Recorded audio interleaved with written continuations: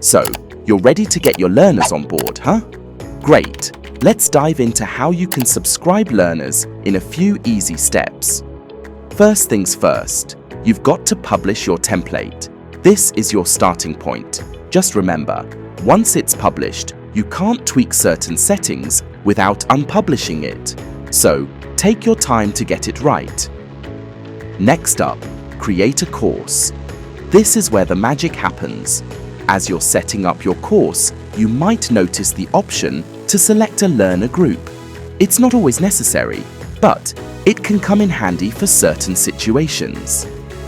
Now, on to the main event, subscribing to your learners. You've got a few options here. 1. Add learners manually. Simple enough. Just head over to the Learner tab and get them subscribed. 2. Import learners via Excel. If you've got a bunch of learners lined up in a spreadsheet, this is the way to go. Just make sure to use the course column for smooth sailing. 3. Use access codes. Handy for letting learners subscribe themselves. Make sure the access code box is available on the login screen by toggling it in the settings.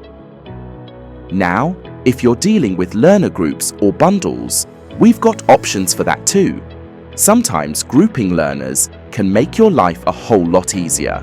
And hey, if you're feeling really fancy, there's even an API for linking and subscribing. But that's for the pros.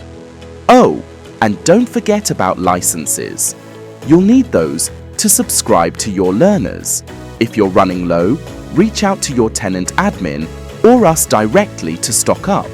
You can even pay via invoice if that's your thing. And that's it. You're all set to get those learners subscribed and ready to go. Easy peasy, right?